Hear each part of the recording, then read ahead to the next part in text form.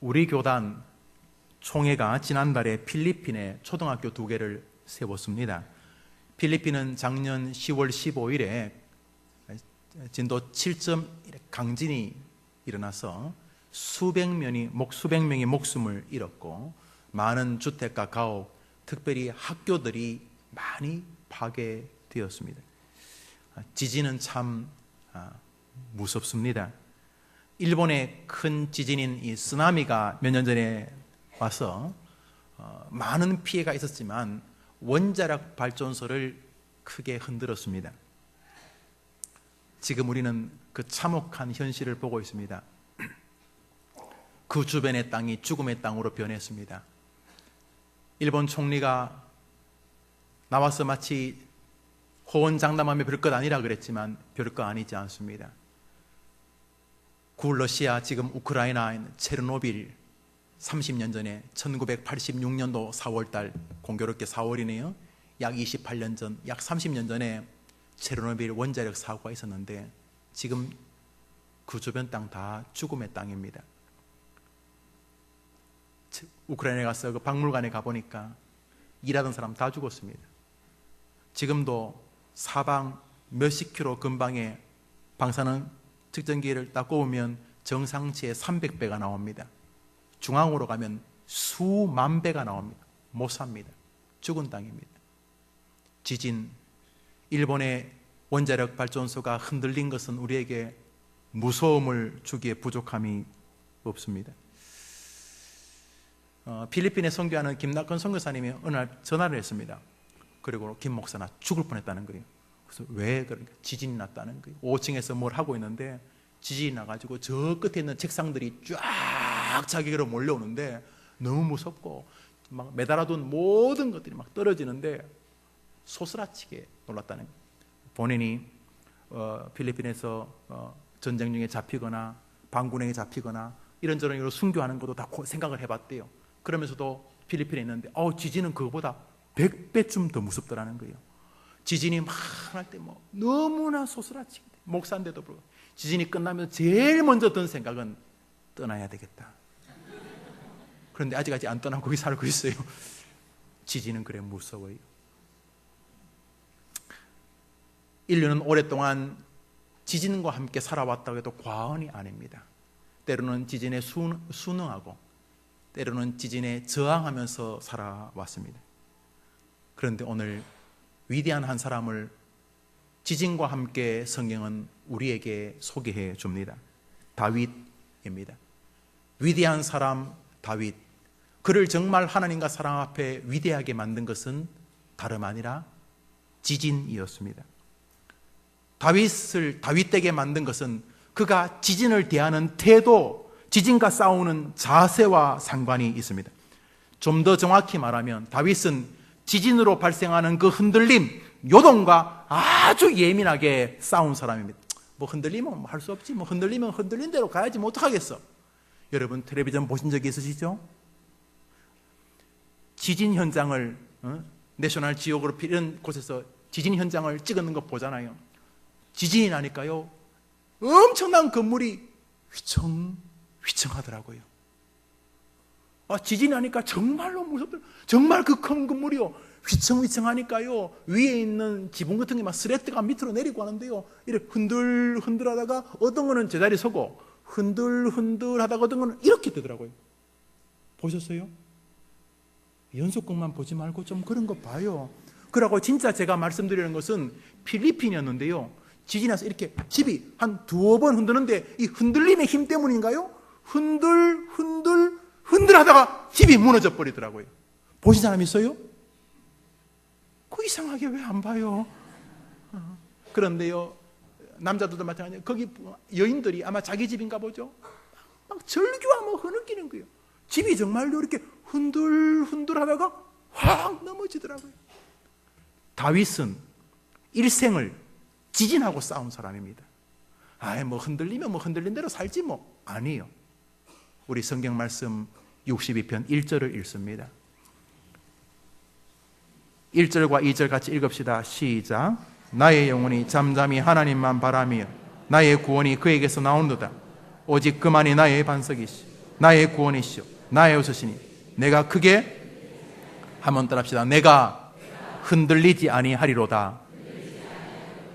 우리 성경 말씀 읽습니다. 오늘 읽었던 본문입니다. 6절에 읽읍시다. 시작. 오직 그만이 나의 반석이시오 나의 구원이시오 나의 요새시니 내가 흔들리지 아니하리로다. 그는 흔들림에 대해 예민했던 사람입니다. 다윗이 말하는 흔들림이란 것은 정확히 말하면 마음의 흔들림, 심령의 흔들림, 영혼의 흔들림. 아이고 뭐 어떡하겠어, 흔들림 할 수 없지 뭐. 인생에 위기가 다가오면 다가오는 대로 흔들렸습니다. 자녀에게 문제가 생기면 흔들렸습니다. 경제적인 문제가 생기면 흔들렸습니다. 건강에 문제가 생기면 흔들렸습니다. 말하고는 이렇게 아예 흔들리는 게 인간적이지. 사람이 안 흔들리면 그게 철면피고 아주 강팍한 마음이지. 사람이 흔들릴 때 좀 흔들려야 인간적이지 않느냐? 글쎄요, 그걸 인간적이라고 말할지 모르겠어요. 그러나 다윗은 아니었어요. 내가 흔들리지 아니하리로다. 다윗은 흔들림을 죽기만큼 두려워했던 인물이었습니다. 그런데 그것이 일을 내었습니다. 어떻게 해요? 우리가 알다시피 그는 목동에서 임금까지 수직으로 승진했습니다. 부귀 영화를 다 누렸습니다. 그의 아들이 성전을 지을 때 성전 제로비를 다윗이 혼자 냈습니다. 지금 돈으로 2조 혹은 20조 금으로 다 싸발라서 성전을 만들었습니다. 다윗이 자기 돈 일부를 떼준 게 몇 조입니다. 부귀 영화 전쟁만 하면 모든 것들이 다윗의 것이었어요. 밟는 데마다 다윗의 땅이었어요. 고대 근동 팔레스타인 땅 대부분이 다윗의 것이었습니다. 그는 부유하지만 않았습니다. 그는 당대 가장 인정받는 지략군이었고 정치인이었고 권력자였습니다. 무엇보다 국민들에게 사랑받는 권력자였어요. 막 팍스 로마나처럼 무력 때문에 무슨 보안법으로 집어넣고 뭐 연좌제를 하고 이래서 사람을 두렵게 만든 게 아니라 국민들이 자발적으로 사울은 천천히요 다윗은 만만이라고 고백하는 정말로 멋진 정치인이었습니다. 거기다가 성경 시편을 기록하는 지혜자였어요. 옥스퍼드 교수였던 C.S. 루이스 잘 아시죠? 스크루테이프의 편지라든지 변증학적인 기독교라든지 아주 탁월한 나니아, 아이들 보는 나니아 연대기도 그 C.S. 루이스 작품입니다. 이 사람이 무신론자예요. 영문학 교수였는데 아주 영국의 대표적인 학자였죠. 샤도 윈도인가요? 불쌍한 과부와 함께 결혼해서 죽어가는 장면, 그거 영화도 나왔죠. C.S. 루이스 아주 멋진 인물입니다. 이 C.S. 루이스가 원래 무신론자였어요. 똑똑한 교수였는데요. 문학적인 접근으로 시편을 좀 봤어요. 시편 이렇게 보니까 뭐 그래도 성경은 별로 안 믿지만은 하나님에 대한 기독 신앙은 없지만은 그래도 성경이 워낙 유명한 문학책이기 때문에 시편의 대부분이 다윗의 저작 아닙니까? 이 사람이 처음 읽다가 처음에는 성경을 덮어버렸어요. 왜냐하면 이게 무슨 시가 이런 시가 다 있냐 그런 생각 때문이에요. 나를 저주하는 자를 하나님이여 저주하여 주시옵소서. 무슨 시가 이따위야. 성경에는 이런 시도 나옵니다. 하나님 내 원수의 자식을 다리를 딱 잡고 2달, 석 달, 6개월밖에 안 되는 어린아이 원수의 아이를 이 다리를 잡고 바위에 쳐서 죽여주시옵소서. 막 이런 시가 나오거든요. 와, 이 C.S. 루이스가 와 이건 도저히 안 되겠다 싶어요. 이 시편을 보니까 곤모, 술수, 눈물, 한탄, 절망, 좌절 뭐 인간생이 나오는 거예요. 아니 시가 좀 고상해야지. 나보기가 역겨워 가실 때 말없이 고이 보내드리오리다. 뭐 이렇게 돼. 이 몸이 죽고 100번 고쳐주고 청살리 벽겠어요. 뭐 이래 돼야 되지. 주여 죽여 주시옵소서. 주님이 목을 자르는 기계를 동원하여 저들을 살육하여 주옵소서. 시편에 이런 게 너무 많이 나오니까 야 이게 무슨 신가. 그러다가 어느 날 C.S. 루이스 마음에 밀려오는 게 이게 인간 아닌가? 겉으로는 대단해 보이지만 속으로는 은큼한 그게 인간 아닌가? 곤무와 솔수가 가득하고 혼자 있을 때와 남하고 같이 있을 때 다른 것이 인간 아닌가? 겉으로는 그럴듯하지만 속으로는 부패한 악이 가득한 게 인간 아닌가? 이런 인간조차도 받아주시고 기다려주시는 분이 하나님인가? 그런 마음이 들더래요. 그래서 시편을 읽다가 자신이 예수님을 만났다고 C.S. 루이스가 말했어요. 그 시편을 기록한 지혜자가 다윗입니다. 그는 무식한 힘만 있는 사람이 아니었어요. 지혜자였어요. 당대를 잘 살잖아요. 그러나 부자 3대 가는 거 없다. 요즘 3대도 가긴 합니다만. 그런데 다윗은 어떻게 돼요? 그의 후손이 영원토록 왕노릇하게 됩니다. 왜요? 만왕의 왕 구주께서 누구의 후손으로 오셨습니까? 누구의 후손으로 오셨어요? 다윗의. 무엇보다 하나님은 다윗을 인정해 주셨어요. 부귀영화도 좋고 높은 벼슬도 좋고 자식 잘 되는 것도 다 좋아요. 그런데 하나님이 이놈아 넌 아니다. 그러면 불행하잖아요. 그런데 하나님이 뭐라 그랬어요? 다윗 보고 너는 나 여호와의 마음에 어떠다고요? 합한 자다. 진짜 너 보면 좋다 그래요. 목사가 목회의 길을 걷는데 교회도 크고 사람들이 어이구 잘합니다 그러고 또 쓰는 책마다 베스트셀러가 되고 사람들이 나타나면 아이고 우리 목사님 대단하다 그러고 뭐 설교도 뭐 제 이야기 하는 건 아니에요. 어쩌고 뭐 이렇게 좋게 말해 던집시다. 사람들이 대단합니다. 그런데 정말 하나님이 넌 아니다 그러면 아무것도 아니잖아요. 그런데 다윗은 뭐라 그랬어요? 하나님이 그런 것과 더불어서 너는 나 여호와의 마음에 합한 자다 그랬어요. 그 다윗에게 그런 축복을 몰아주신 하나님이 부디 우리 해림교회 성도들에게도 주시기를 간절히 바랍니다. 진심으로 소원합니다. 저보다 1000배 만배 더 부자 되시기를, 뭐 저하고는 비교하면 안 되겠고, 여러분 정말 잘 살기를 바라고 잘 되기를 바라고 마음도 평안하기를 바라고 남에게 구원을 자랑스럽게 말하는 복된 명문 가문들 이루기를 주님의 이름으로 축원합니다. 축복합니다. 이 목사 진심으로 축원합니다. 그런데 여러분 희망이 있어요. 목사가 말로만 축원하는 게 아니고 길이 있어요. 길은 3000년 전 다윗을 축복하셨던 하나님이 오늘 여러분 옆에 계시는 하나님이 동일한 분이라는 사실입니다. 할렐루야. 할렐루야. 그때 하나님과 지금 하나님이 다르면 우리 못 견딥니다. 하나님의 영광은 동일성에 있습니다. 다윗처럼 흉내내면 지금도 복 주실 줄 믿습니다.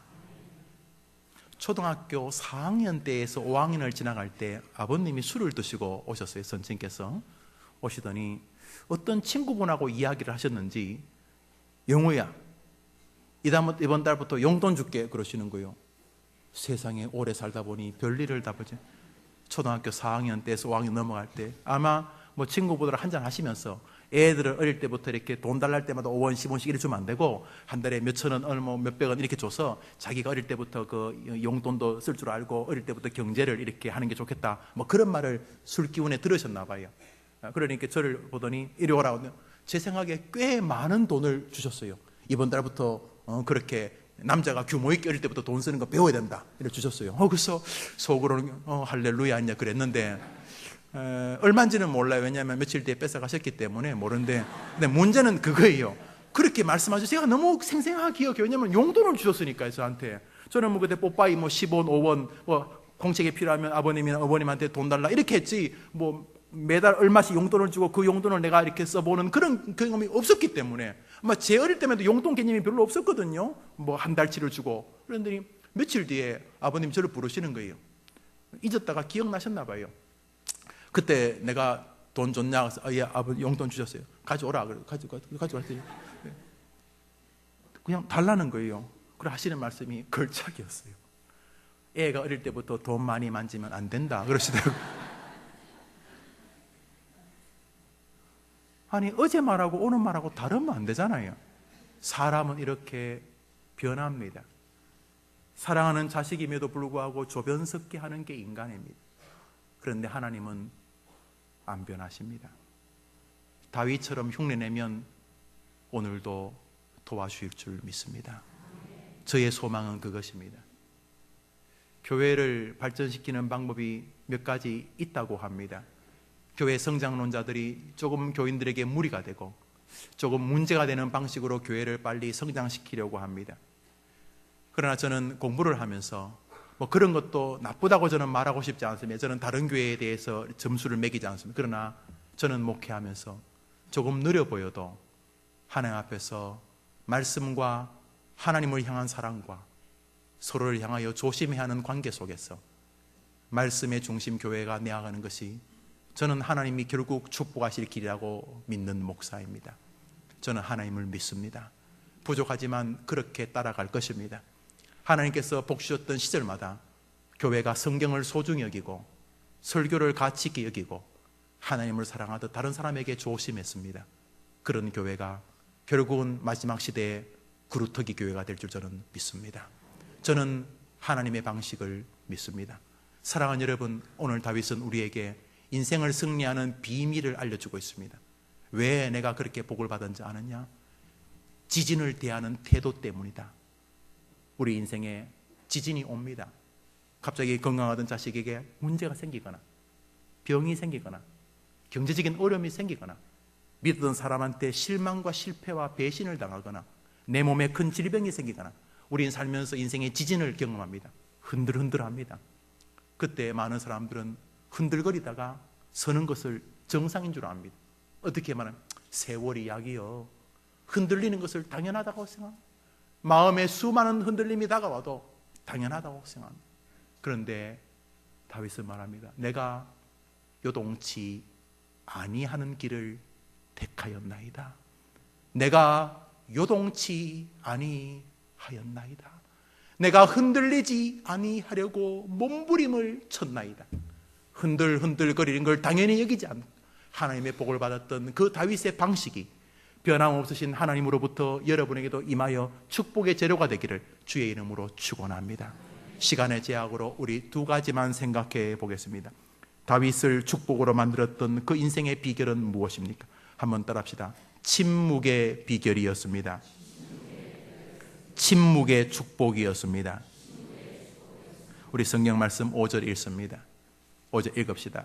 시작. 나의 영혼아, 따라합시다. 나의 영혼아, 나의 영혼아, 잠잠히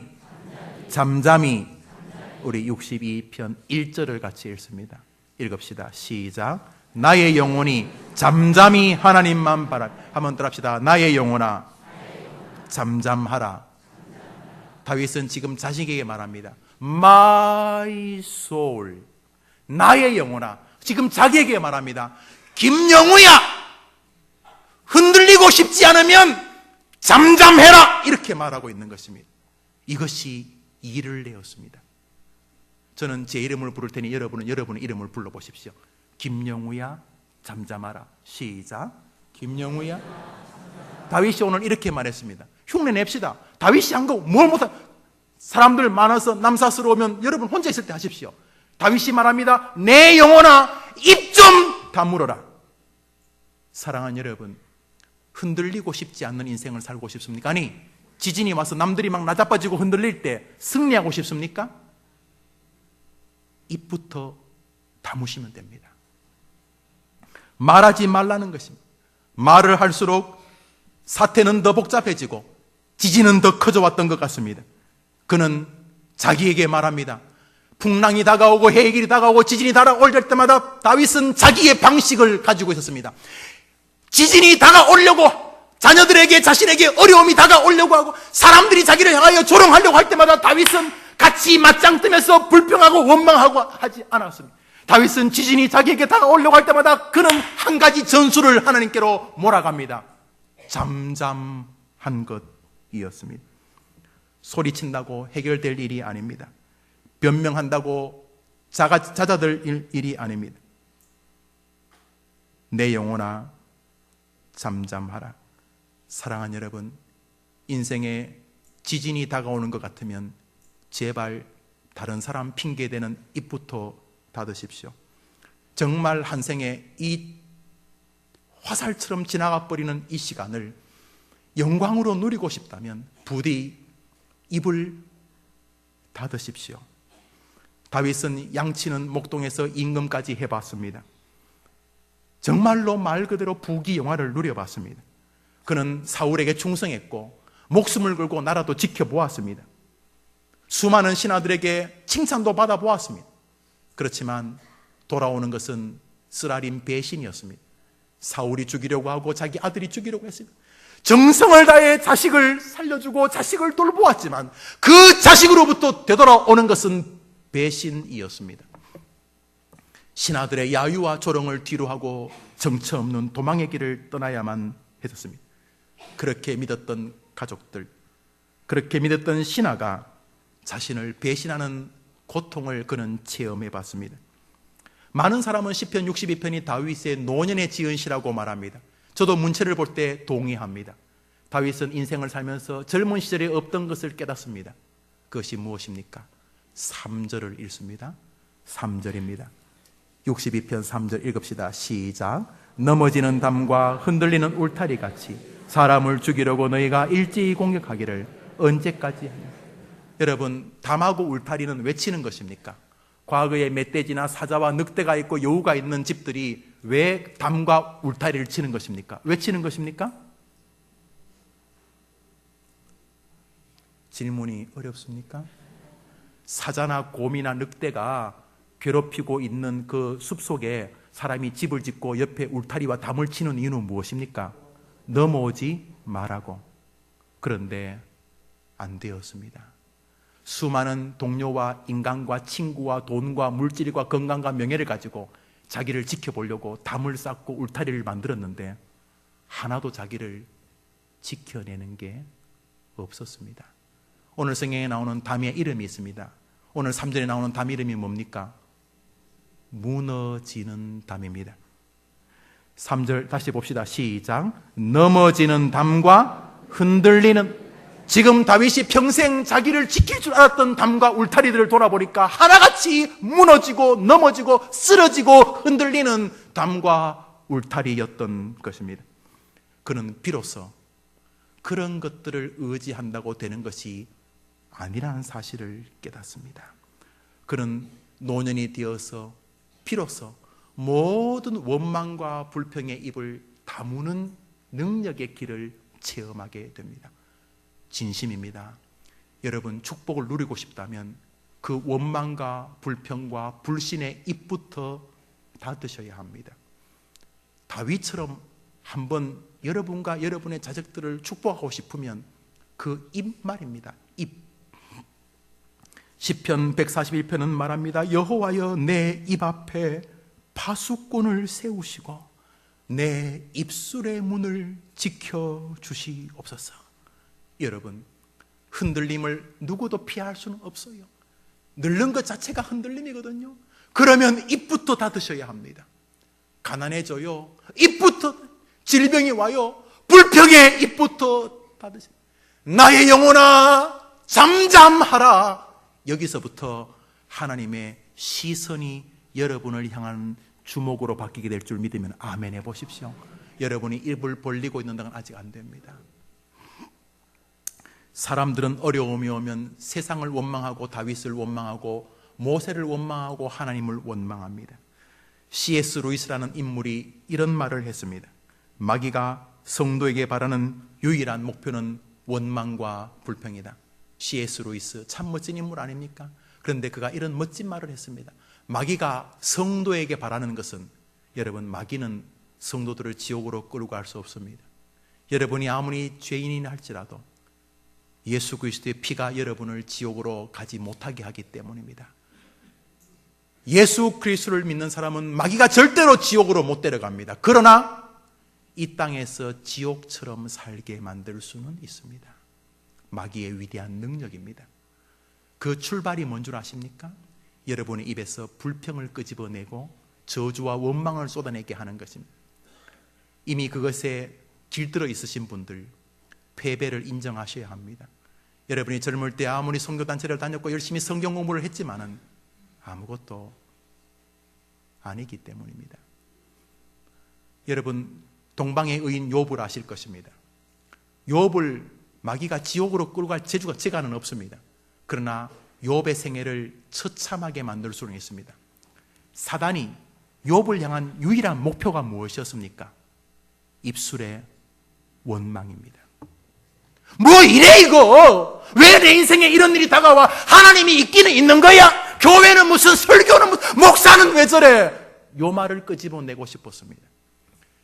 사단이 믿음의 사람 욥에게 요청했던 것은 딱 하나입니다. 네 입으로 원망하라는 것입니다. 다윗이 인생의 노년에 처절하게 수업료를 내고 깨달은 게 하나 있습니다. 인생의 위기가 다가올 때마다 다윗이 제일 먼저 한 것은 다른 사람들이 뭔가 불평하고 뭐 이래 저래 떠들 때에 침묵하는 것이었습니다. 이 영성은 우리에게 주신 축복의 영성입니다. 사랑하는 해림의 성도님들, 정말 다윗처럼 영육의 부자 되시기를 바랍니다. 영혼의 풍요를 누리시기를 바랍니다. 여러분만 잘 살다 죽지 마시고 여러분의 자손들도 여러분의 그 아름다운 은혜를, 그 온기를 쬐며 누리는 명문 가문들 되기를 주님의 이름으로 진심으로 축복합니다. 입부터 다무십시오. 고난이 왔을 때 제발 입부터 다무십시오. 출애굽기 14장을 보면 이스라엘 백성들이 홍해 앞에 섰을 때 또 떠들기 시작합니다. 이스라엘 백성이 원망하고 두려워하며 놀라 떠들 때에 앞에는 홍해가 있고 뒤에는 애굽 군대가 왔을 때 모세가 한 말은 이것입니다. 너희는 두려워 말고 가만히 서라. 입을 다물어라. 그리고 여호와께서 너희를 위하여 오늘날 행하시는 일을 보라. 입 다무는 것이 흔들림에서 돌파하는 출발입니다. 모세의 뒤를 이어 젊은이 여호수아가 이스라엘의 지도자가 되어서 드디어 적과 꿀이 흐르는 가나안 땅에 입성해 첫 성 여리고성을 만나게 됩니다. 주님의 명령을 쫓아 여리고성을 돌 이스라엘 백성들에게 여호수아는 딱 한 가지만 부탁하고 당부하고 명령합니다. 여리고성을 도는 이스라엘 백성들에게 여호수아가 당부한 한 가지가 무엇입니까? 입만 다물어라. 그것이었습니다. 여호수아 6장 10절입니다. 너희는 너희 입에서 아무 말도 내지 말라. 여호수아는 알았습니다.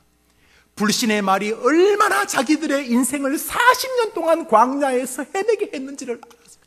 이 불평과 원망의 이 무서운 능력을 여호수아가 알았던 것입니다. 제발 입 좀 다물어라. 입 좀, 나의 영혼아 잠잠히. 사랑하는 여러분, 말은 안 해도 내면 속으로 계속 불평하는 사람들이 교회 안에 적지 않습니다. 저는 우리 교회는 모릅니다만 제가 교회를 지나오면서 느낀 것입니다. 교회를 다니면서도 말은 안 해도 이미 눈빛에, 코에, 입김에, 그냥 귀에서, 머리털에서, 그냥 살갗에서 원망과 분노가 막 투영됩니다. 어떤 사람은 막 말로 앉으면 원망합니다. 수습하지 못하는 말을 합니다. 너무나 어리석은 인생입니다. 다윗의 축복이 바로 자기 앞에 있지만 이 말로 다 망치는 것입니다. 오 여호와여, 내 입술에 파수꾼을 세워 주시옵소서. 흔들리고 싶지 않은 인생, 정말 명문의 길을 걷고 싶다면 여러분은 입술의 은혜를 받아야 하는 것입니다. 어거스틴은 말합니다. 너희 판단을 중지하라. 오늘 본문입니다. 하나님 앞에서 더 이상 아무도 판단하지 마라. 모든 판단을 중지하고 하나님만을 바라보라. 그것이 오늘 본문이라고 어거스틴이 말했습니다. 여러분, 누가 여러분을 사람의 재판장으로 세우셨습니까? 어떻게 그렇게 사람을 용감하게 판단하십니까? 여러분이 조롱하는 그 장로님보다 정말 더 탁월하십니까? 그러십니까? 정말 그러십니까? 여러분이 지금 조금 실수가 보이는 그 집사님이나 권사님보다 더 뛰어난 성도라고 자신합니까? 왜 그렇게 함부로 사람을 말합니까? 저는 뭐 직접 그런 얘기를 듣지 않았지만 여러분 기억하실 거예요. 제가 이전에 있던 부목사 하던 교회에 참 제가 목사님 좋아해요. 그 담임 목사님 딸이 청년부에서 제가 몇 년 동안 양육했던, 같이 동행했던 제가 청년부 지도 목사가 저를 잘 따랐어요. 근데 어느 날 그 딸이 저를 찾아와서 이렇게 대화하다가 우는 거예요. 그래서 내가 왜 우냐 이렇게 물었더니 흐느끼더라고요. 그때 대학생이었는데 이거 왜 우냐고. 여러분 기억하실 거예요. 가슴 얘기하다가 사람들이 우리 아빠에 대해서 너무 함부로 말해요. 울더라고요.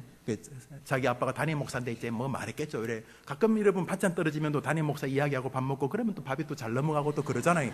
반찬처럼 말하는데 아이가 아마 지나가다 들었나 봐요. 에이 그 목사가 말이지 뭐 이렇게. 근데 애가 상처를 받았어요. 그래서 제가 저를 그냥 담당 목사 와서 상담을 하는 거예요. 대학생 딸인데, 대학생인 거 아닌데. 그래서 제가 너희 아빠는 그렇게 비난받을 만한 분이 아니다. 너희 아빠는 정말 훌륭한 분이고 정말 뛰어난 분이다. 내가 부목사지만 정말 너희 아빠 존경하고 좋아한다. 이렇게 말하면서 이렇게 토닥거렸어요. 그러니까 막 울다가 그렇죠? 이렇게 웃어요. 웃으면서 하는 말, 아직도 그 말을 제가 못 잊어요. 저거들이 한번 해보라지. 예, 여러분들이 이 자리에서 담임 목사하면 저보다 잘하실 분들이 훨씬 많으실 거예요. 저는 그렇게 분명히 믿어요. 그렇지만 너무 쉽게 판단하시는 것은 조심할 필요가 있어요. 여러분 자신을 위해서 그래요. 다윗은 안 그랬어요. 다윗은 인생의 지진이 오면 제일 먼저 입부터 점검했어요. 사랑하는 여러분, 어렵습니까? 힘드십니까? 나는 입 열어야 되겠습니까? 하늘과 땅의 후기 영화와 하나님의 시선이 여러분에게 있는데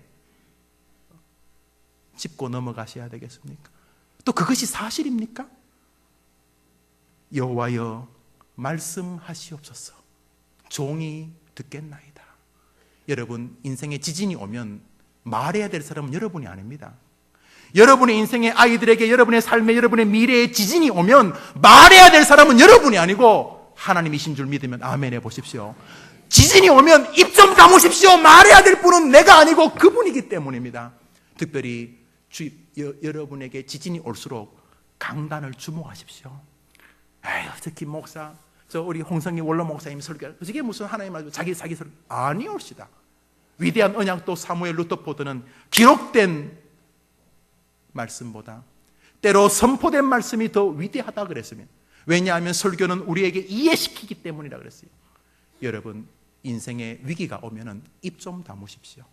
그리고 여러분이 말하려고 하지 말고 하나님이 지진 속에서 여러분에게 말하시게 하여 잠잠하라는 축복을 누리게 되기를 주의 이름으로 축원합니다. 두 번째로 마지막으로 다윗의 축복의 길은 이것이었습니다. 한번 따라합시다. 다윗의 축복의 비밀은 바라봄의 비밀이었습니다. 바라봄의 축복이었습니다. 그도 젊은 시절 자기가 뭐 좀 할 수 있다고 생각했던 것 같습니다. 그러나 이렇게도 해보고 저렇게도 해보고 인생이 나이가 들면 늙으면서 비로소 그는 깨달았던 것 같습니다. 아하, 인생이 이것이 아니구나. 힘으로 능으로 되는 게 인생이 아니구나. 내가 정신없이 살았는데 돌아보니까 내가 뭐 믿을만하다고 하던 담과 울타리는 다 무너져 버렸구나. 야, 인생이 아무것도 아니구나. 믿으리 아주 없도다. 굳건한 반석 주님만이 우리의 담과 울타리가 되어주신 줄 믿습니다. 그래서 다윗은 인생 노년에 또 다른 비밀 하나를 보았습니다. 그것은 인생의 지진이 올 때마다 침묵의 비밀과 함께 따라합시다. 바라봄의 비밀. 바라본다는 것은 간절히 소원한다는 것입니다. 사도행전 3장에 성전 미문에 나면서부터 걷지 못하시는 장애인이 있었습니다. 그런데 베드로와 요한이 가다가 그를 보았습니다. 앉아서 일어나지 못하고 평생 동안 참 비장애인의 삶이 아닌 늘 장애인의 삶을 사는 그가 베드로와 요한이 기도하러 갈 때 간절한 마음으로 뭐 좀 달라는 마음으로 바라보았다고 성경은 말합니다. 그가 베드로와 요한에게 무엇을 얻을까 하여 바라보거늘. 뭐 좀 안 주나. 다윗이 베드로와 요한이 자기를 바라보는 이 나면서 걷지 못하는 그 장애인을 보면서 애처로웠습니다. 그 시대의 장애인이 이 사람뿐이었겠습니까? 그런데 이 사람은 간절하게 베드로와 요한을 바라봤습니다. 뭐 좀 도와달라고. 그 바라봄이 베드로와 요한에게 감동이 되었나 봅니다. 은과 금은 내게 없지만은 나에게 있는 것으로 너에게 주니 곧 나사렛 예수의 이름으로 일어나 걸으라. 할렐루야. 베드로만 바라봐도 은혜를 주신다면 간절히 하나님을 바라보는 사람에게 왜 은혜 안 주시겠습니까? 다윗이 하나님을 바라보면 은혜 주셨던 그분이 이 시간 여러분 간절한 시선을 기다리는 줄 믿으시고 진짜 하나님 바라보는 여러분 되기를 주의 이름으로 축원합니다. 민수기 21장에 사람들이 독사에 물려 죽어갑니다. 모세를 원망하고 하나님을 원망한 결과였습니다. 죽어갈 때 모세가 빕니다. 하나님 여기서 죽이시면 안 됩니다. 살려주십시오.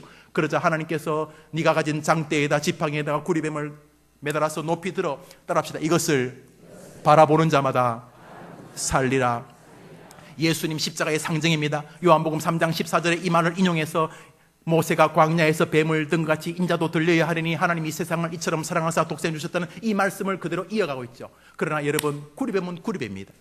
구리뱀만 바라봐도 살려주신다면 하나님을 간절히 입 다물고 바라보는 청년을 왜 안 도와주시겠습니까?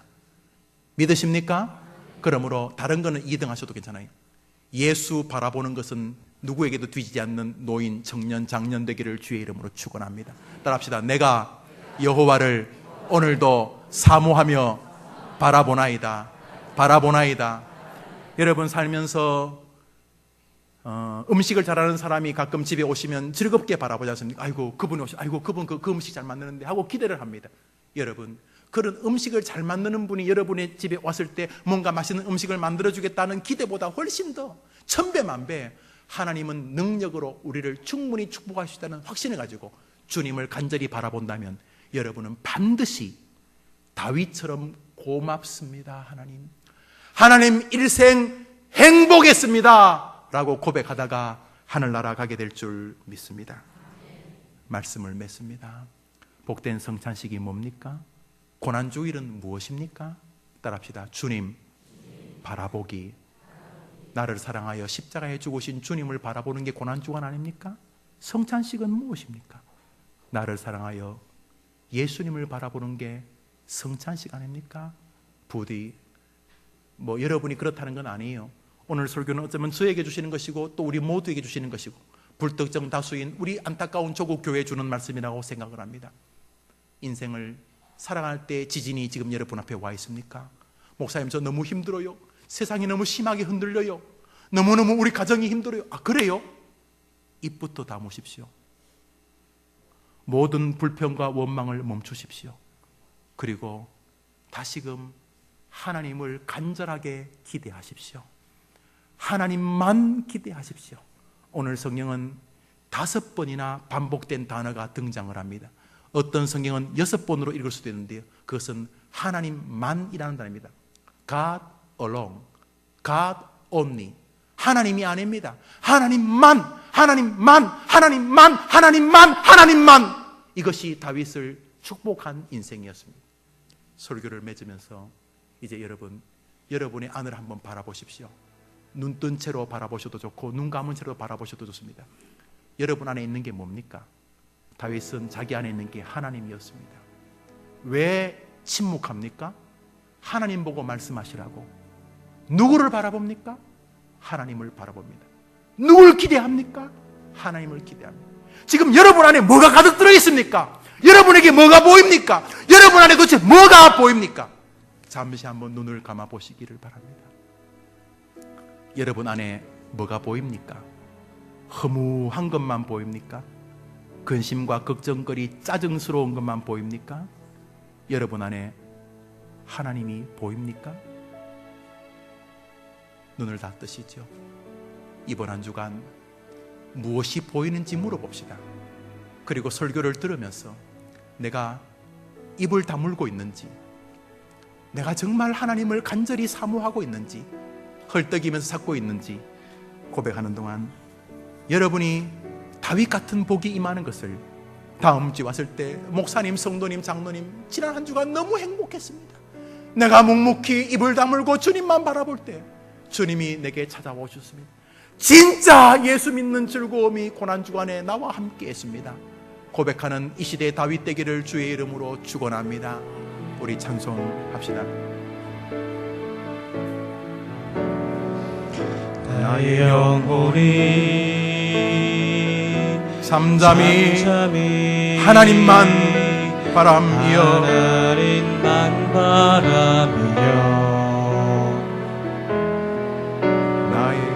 나의 구원이 그에게서 나는도다.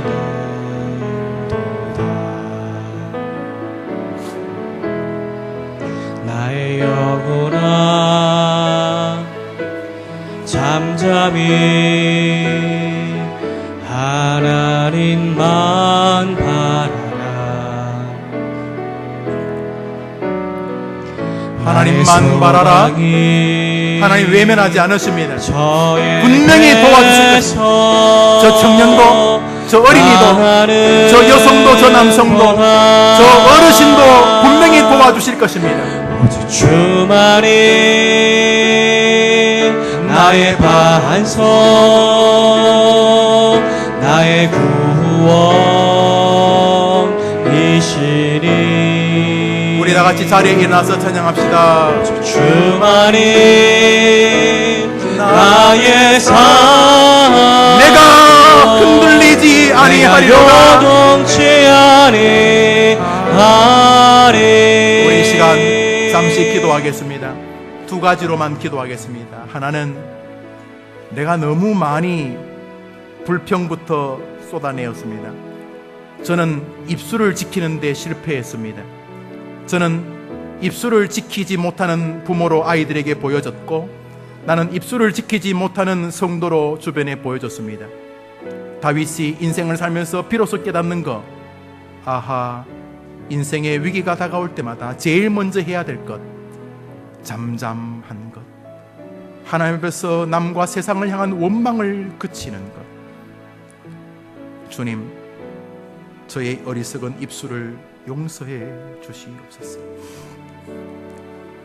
두 번째로, 하나님 아버지,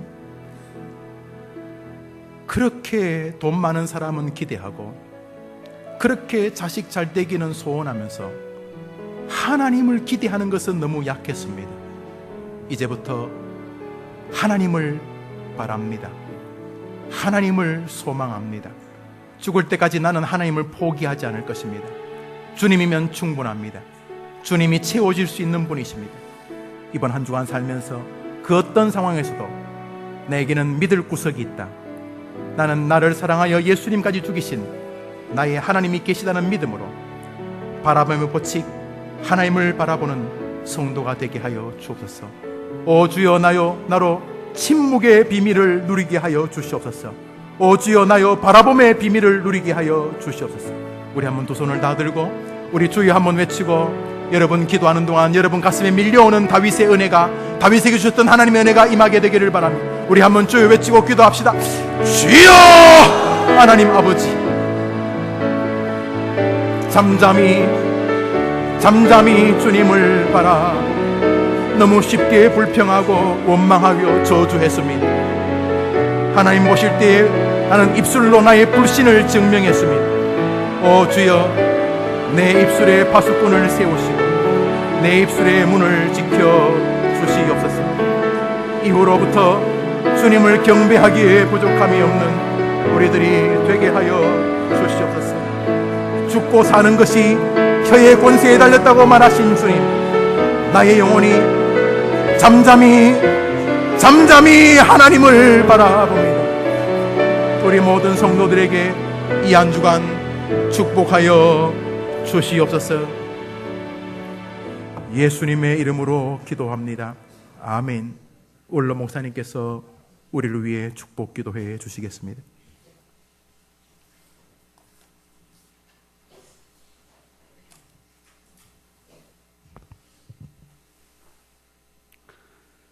우리 죄 대신 지고 십자가에서 살찢고 피 흘려주신 예수 그리스도의 은혜와 졸지도 주무시지도 아니하시고 언제나 우리를 한결같이 지켜주시고 사랑하시는 하나님 아버지의 극진하신 사랑과 성령님의 위로하심과 교통하심이 오늘 성찬에 참여하는 모든 이들, 그리고 말씀의 핵심을 붙들고 우리의 주어진 삶을 하나님의 말씀대로 살아가겠다고 다짐하는 모든 성도들 위해 이제로부터 영원토록 함께 있을지어다. 아멘.